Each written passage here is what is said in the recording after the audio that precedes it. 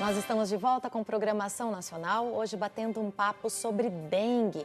Parece um assunto que todo mundo já conhece, mas esse problema ressurgiu aí nos últimos dias, principalmente na capital, em cidades do interior paulista e, claro, algumas outras regiões, principalmente em cidades do estado de Goiás também. Houve vários registros de problemas com dengue, então por isso a gente está aqui hoje para tirar todas as dúvidas e saber como se prevenir isso nas regiões que não estão tendo tantos problemas com relação a isso, como manter a situação e não cair em risco como essas outras cidades. Doutor Stefan está aqui com a gente tirando todas as dúvidas, você de casa que tem dúvidas sobre o assunto, você que conhece alguém que teve a doença, você que se preocupa aí com a saúde da sua família, aproveite esse momento e tire a sua dúvida aqui com a gente. Tem sorteio no final do programa para quem participar, tá? Esses 2 presentes que vocês estão vendo vão ser 2 sorteados no final do programa. Você pode ligar ou então mandar e-mail.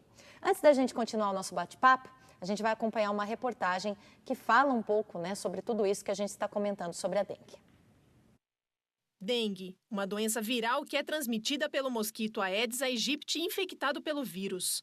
Ela se manifesta de 4 formas diferentes, dependendo de como o organismo reage à picada do inseto. Infecção inaparente, a pessoa infectada não apresenta sintomas. Dengue clássica, sintomas semelhantes ao da gripe e dura de 5 a 7 dias. Dengue hemorrágica, após o 3º dia de sintomas, surgem hemorragias que podem ser nasais, gengivais, urinárias, gastrointestinais e uterinas. Se não tratada, pode levar à morte. Síndrome de choque da dengue. Os sintomas são graves, queda ou ausência da pressão arterial. Se não tratada rapidamente, também pode levar à morte. É muito importante que qualquer pessoa com suspeita de dengue vá ao médico, tá? Para eles receber os cuidados básicos, se existe necessidade de internação ou não. Ivadir teve dengue e passou muito mal. Durante 10 dias ficou sem comer e praticamente sem beber nada. Nesse período, ele perdeu 10 quilos. Para mim, eu já estava entregue já, sabe? Ainda falei para Deus, se eu estiver preparado para partir, o senhor pode me levar. Muita dor na perna, muita ânsia de vômito, dores abdominal, dor nas costas, que você sente, e bambeza nas pernas, muito frio, você não consegue ficar em pé. A dengue não é responsabilidade exclusiva do setor público, Então, nós, as pessoas dos munícipes, ele tem que ajudar no combate. Aqui no município de Valinhos, as ações de prevenção são intensivas. Durante o ano todo, 30 agentes sanitários vão de casa em casa para vistoriar e orientar a população nos cuidados que se deve ter nas residências e os riscos que a dengue pode causar. A orientação com relação à água do cachorro é lavar diariamente com a buchinha, esfregando, para eliminar os ovos que ficam na borda, não na água. Então não adianta só trocar água, tem que lavar com a buchinha para tirar os ovos. A calha não tem folha, não tem nada, mas a gente orienta a fazer manutenção frequentemente, por causa das folhas que está sempre ventando. Então é importante estar prestando bastante atenção nas calhas também. Olha, os pratinhos não adianta só colocar um pouquinho de areia, tem que colocar até a borda. A nossa orientação é eliminar o pratinho, não deixar pratinho. Porque os ovinhos ficam também na borda, o pessoal esquece de lavar os pratinhos. Meus pratinhos estão sempre limpinhos. Cada vez que eu vou molhar, assim que eu faço faxina, eu já lavo, pego, passo a buchinha, e que é importante. Minha filha fala sempre para mim. Que nota você daria para essa residência? Pode ser 9. Não está certo essa areinha, não. Certo. O resto está certinho, lá não tem pratinho, as calhas não estão sujas. Então tá nota 9 para a senhora. Isso. A supervisora da equipe conta que nem todo mundo colabora com esse trabalho. Temos muita recusa, muita casa fechada, então nós estamos até tentando já fazer as pendências de sábado, porque essas casas fechadas às vezes você não passa nunca, porque nunca tem ninguém em casa, ou está trabalhando, outros já estão enjoados de ver a gente, já não quer mais. Além das residências, a equipe de controle de vetor vai a pontos estratégicos na cidade. Locais que reúnem uma grande quantidade de materiais que facilmente seriam focos de proliferação. As visitas acontecem a cada 15 ou 30 dias. Que mesmo era um ponto estratégico que a gente tinha que vir constantemente, tinha muita coisa. Com a nossa visita e orientação, eles foram se adequando. Hoje a gente vem mensalmente já. Depois que eles começaram a nos orientar, trazer quais são os riscos, apesar da gente já estar sabendo, fomos mudando o hábito de como armazenar, tá guardando, às vezes tem tambor, fura, deixa furado, pneus em lugar coberto. Doutora Stefan, a matéria cita que o mosquito carrega o vírus. Ele já vem com esse vírus, ele sempre carrega esse vírus ou o mosquito também é infectado? O mosquito também é infectado. Então, a dinâmica da epidemia da dengue é um paciente com a infecção, ele tem a presença do vírus no sangue. Na hora que o mosquito suga o sangue desse paciente, o mosquito se infecta. Você tem um ciclo dentro do mosquito e aí esse mosquito transmite para outras pessoas. É aquela história de quem nasceu primeiro, ovo, a galinha? Isso mesmo. Essa é a dinâmica da epidemia. Outro problema que a gente pode vir a ter em muitas cidades é a questão do cuidado do governo público. Porque, por exemplo, a dona de casa, a gente viu aí, ela tem todo o cuidado, coloca areia no pratinho, esfrega o potinho de água do animalzinho de estimação, mas a gente tem os bueiros, por exemplo. E além do acúmulo de água, os ovos do mosquito também podem estar ali. Essas pulverizações, os fumacês que a gente vê por aí e assim chama, são suficientes para combater isso?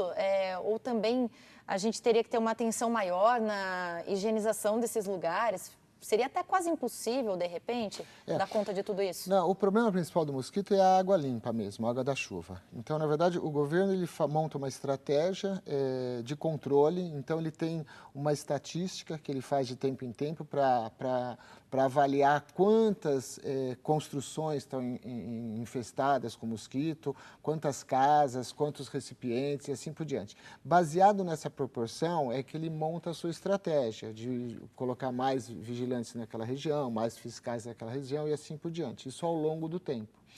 Mas o problema principal é exatamente isso.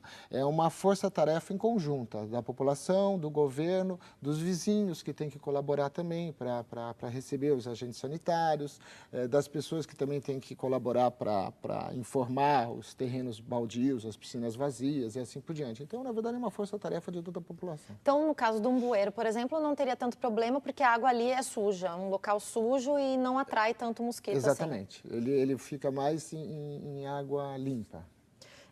A gente tem uma pergunta do Marcelo Santos. Obrigada, Marcelo, que é de Jequié, na Bahia. E ele quer saber, doutor, se o cheiro forte do veneno que as prefeituras colocam, né, no fumacê, se faz mal para a saúde da gente. Não, o governo, quando ele precisa lançar a mão do fumacê, então, no momento que tem uma epidemia muito grande, que não adianta você só acabar com o criador, mas você tem que acabar com a forma adulta, aí você lança a mão do fumacê. E, na verdade, assim, toda essa estratégia tem muito mais benefício do que risco. Então, na verdade, eles lançam a mão de um produto que é inofensivo para a população. Tem muita gente que aplica borra de café nos pratinhos. A gente viu ali a limpeza, a higienização. Ela falou, olha, não adianta só colocar areia, por exemplo, né? Nota 9 para a senhora. E tem muita gente que lança a mão, por exemplo, disso. É muito comum. Adianta? Tem alguma teoria envolvida nisso ou não? Tem que esfregar mesmo? É assim, não pode coletar água, ponto. O que saiu no passado foram 2 trabalhos, se não me engano, no interior do Rio de Janeiro e interior de São Paulo, que mostraram que uma certa quantidade, uma certa concentração de borra de café inibia a proliferação. Só que isso não dá para a gente usar na prática, porque não tem como quantificar isso. Não tem como você falar, são 4 colheres de borra de café num copo d'água. Então, não dá para você quantificar e ter uma precisão. Então, é muito arriscado você falar, olha, a borra de café em tal concentração funciona. Então, vamos usar a borra de café. Não, tem que ficar na mesma tecla. Não pode ter água coletada. Então, respondendo à tua pergunta, existem uns trabalhos numa determinada proporção de borra de café, pode inibir. Na prática, isso não deve ser usado, porque tem que chegar à proporção que os trabalhos mostraram e assim por diante. Então, borra de café não funciona. Tá. A gente também, com relação aos sintomas que nós tínhamos começado a falar no último bloco, A pessoa, quando não se sente tão bem e sabe que está tendo um surto na cidade, deve imediatamente procurar um médico. O que acontece é que em muitos diagnósticos ou pré-diagnósticos, a coisa é confundida com virose. Tá. E a gente fica com medo disso, porque hoje em dia quase tudo se resume à virose. Como é que é isso? Qual que é a diferença de um sintoma da dengue, um sintoma de virose, ou de uma gripe, um resfriado mais forte? A gripe e os resfriados é um pouco mais fácil porque você tem um sintoma mais respiratório, né? Você tem o nariz escorrendo, você pode ter tosse, espirro, dor de garganta e assim por diante.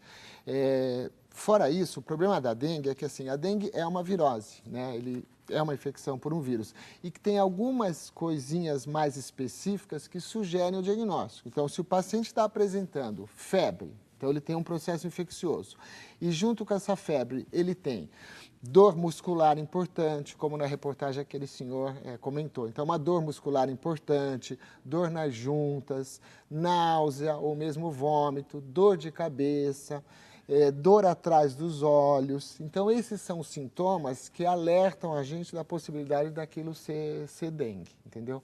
E você falou uma coisa importante, que assim, a dengue, na reportagem foi citado que ela tem 4 tipos. Tem algumas pessoas que têm uma forma sem sintoma nenhuma, ou um sintoma muito leve, que nem imagina que foi dengue aquilo que ela teve.